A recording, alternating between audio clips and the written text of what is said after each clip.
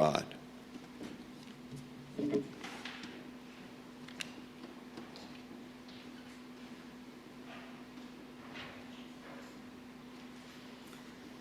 O Lord, you have searched me and known me. Gulp. You hem me in. You tell me it's not acceptable for me to say every single thing I think, especially when there are better experts. You also push me out of my shell. You tell me it's not acceptable for me to use my shyness as an excuse to avoid speaking up in situations where injustice and cruelty deserve to be challenged. Your knowledge is too wonderful for me. It invites me to pay attention to my ignorance and to respect others' wisdom. The more I listen to others, whose experiences are different from my own, the more I hear you. This week, every year, I make it a practice to read Dr. King's letter from Birmingham jail. I am still waiting for the year when I don't recognize myself so clearly in those to whom he was responding. Oh, Dr. King, you have searched me and known me. And you would have every right to hate me with a perfect hatred. Yet since you loved God, who loves perfectly, you managed to love even people like me.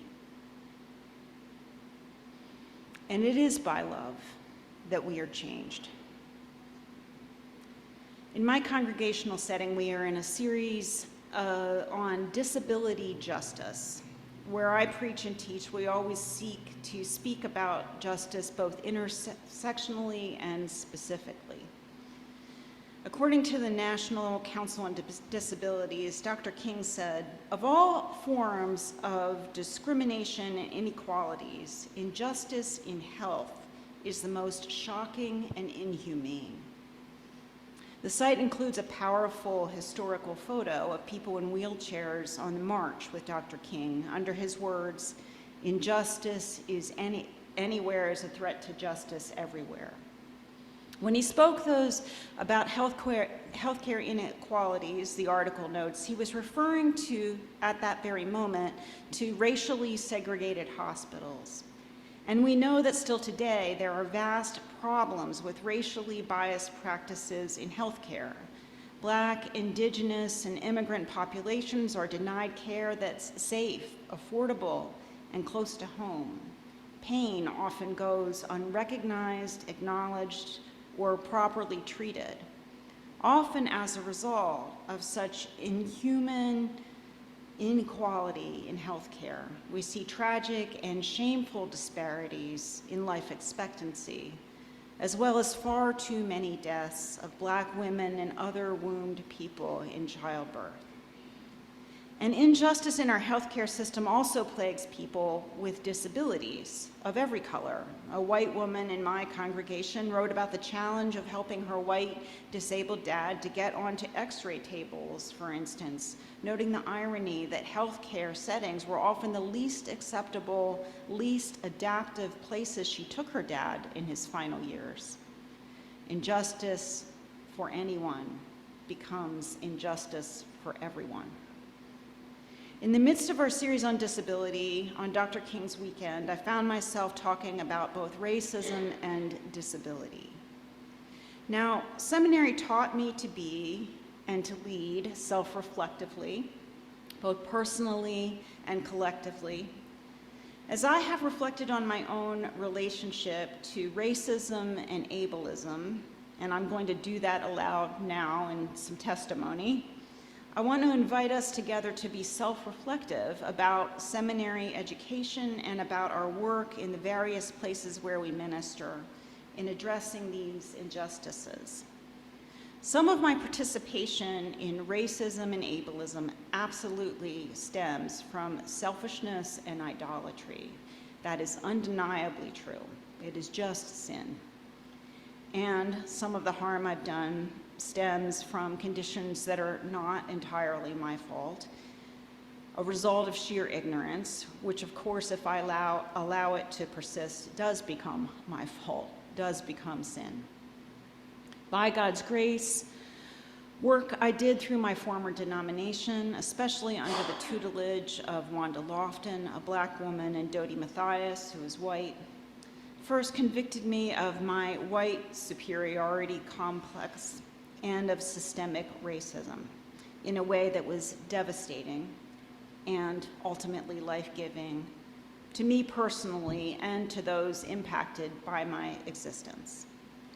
And my time at this seminary between 1994 and 2005, as well as learning I did assign myself before and after being here, has made me less ignorant about race and racism than I once was. For one thing, I had more Black teachers here than I had had in any prior educational setting, although it was not a hard number to beat, because the number was 1 before that, and I had a master's degree before I came here. I had an excellent course here on African religion. I learned about African American religion, and I understood America's apartheid history better because of traveling in South Africa on my cross-cultural study. But my awareness about disability and my ability to minister effectively in regard to it was much later to come. And I have to say, my seminary experience here did not help me that much with it. Except, we just didn't talk about it, except maybe a little bit when we were telling a story about healing, but then not normally from the perspective of disability justice. I imagine this has improved since I was here. I hope so. I do recall one excellent lunchtime talk by a couple of people with eating disorders about how churches could be more hospitable regarding anorexia and bulimia. And I immediately, and again, just this past year, put what I learned from that into practice, and it helped me a great deal. My ignorance around race and disability are each rooted in the same place, the soil of American capitalism and the ways it divides people for its own purposes. I grew up in a highly segregated school system, a stone's throw from here in Manheim Township, the most affluent school district in Lancaster County, though I, the child of a pastor and a preschool teacher, did not live in one of the more affluent parts of it. My high school class had over 400 people in it. Not one of them was Black, only one was Latino. And akin to that, disability was largely hidden from me and my classmates as well. There were no students with wheelchairs or other mobility equipment in my college prep classes, nor in phys ed or art or music. People with intellectual disabilities were mostly segregated from the entire rest of the school population. I did get to work with some deaf and hard and hearing students in an IU class on the campus, which helped me to acquire some ASL and to learn some important things about their lives. But to spend time with these students, I went to a separate building in which they were housed in a separate classroom from all other students in that building. They did not interact with other students, even for lunch or recess. Everyone was missing out. We were badly miseducated. Why were these things so? Both affluence and whiteness meant that my community had a high level of access to good health care, and my neighbors, by and large, probably did less dangerous jobs than others. So there just were fewer disabilities. And I suppose when somebody got disabled, it became harder to live in that township, and maybe they moved at that point. But also people in communities like my childhood community felt a higher degree of shame about difference in disability than people tend to feel, it seems to me, in other places. So people with disabilities in white, affluent American communities are often hidden or feel compelled to hide some aspect of who they are. Whereas in other societies, disabled people are much more a part of the fabric of daily life. As a result of this, many Americans, even the most kind and caring among us, just feel awkward and ignorant about disability. and whiteness tends to magnify the problem. White people in the US are often socialized to feel embarrassed about getting things wrong. So we sometimes recoil rather than risk relationships in which we might make mistakes. And of course, some of us are just the opposite, overcompensating for our fears and awkwardness with insulting behavior. I grew up in a pretty good church, and I did learn a few things there. But as we've been preaching this series where I serve, so many people have said they never heard about disability justice in other churches they attended. It's time. Mass disabling events like the COVID pandemic and climate change and war will make this an even more pressing matter. And if this nation re-elects a man who gutted enforcement of the ADA during his last presidency and relishes mocking people with disabilities, the justice work that the church will be called to engage in will be massive and critical.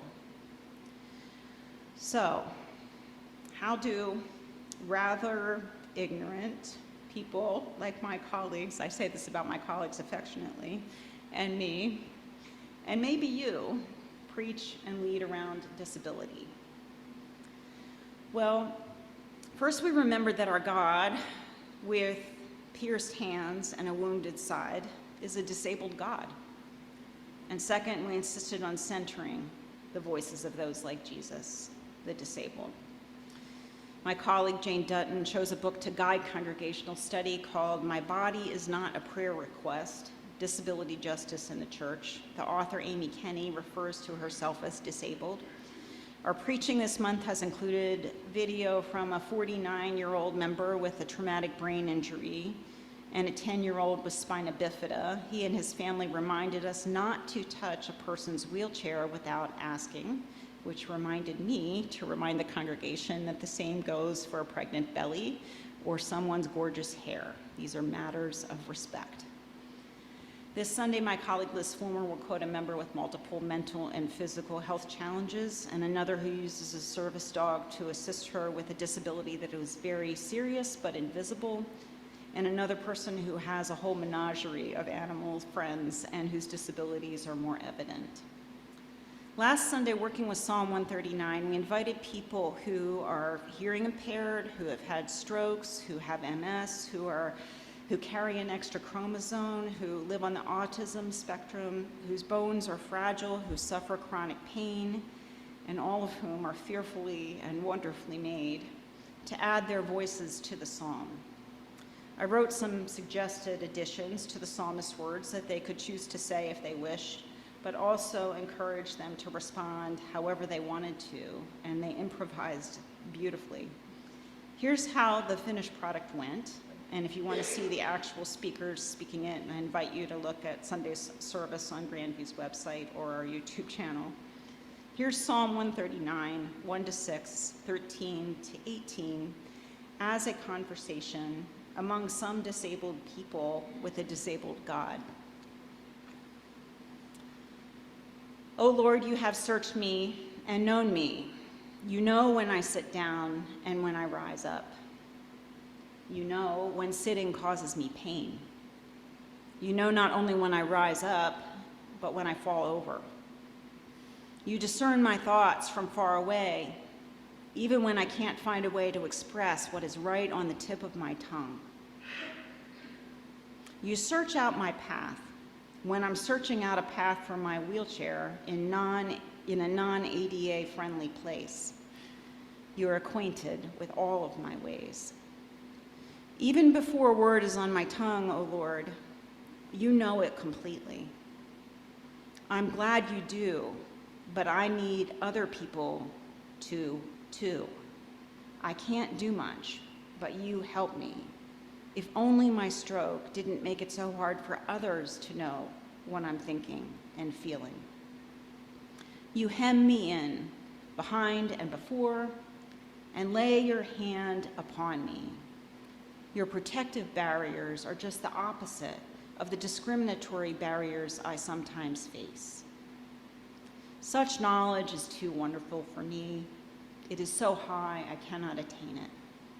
For it was you who formed my inward parts, those parts that work in typical fashion and those that have their own way of doing things. You knit me together in my mother's womb. This makes me just like Jesus. This makes me just like Jesus. Say that to yourself right now, if you would. This makes me just like Jesus. And tell your neighbor.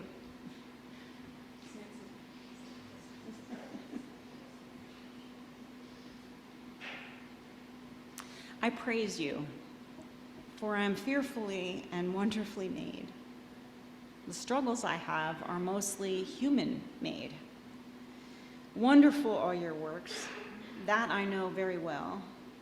People would be astonished if they only knew all the things I do well. My frame was not hidden from you when I was being made in secret, intricately woven in the depths of the earth. Your eyes beheld my unformed substance. You said, "This is good." In your book were written all the days that were formed for me, when none of them as yet existed. And here I am, living them out. How weighty to me are your thoughts, O God. How vast the sum of them. I try to count them.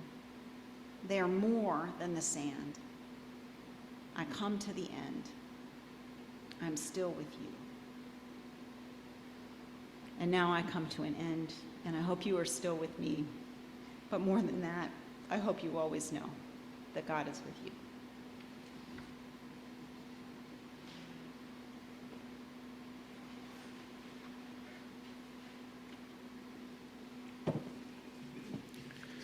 Please join me in prayers of the community. Eternal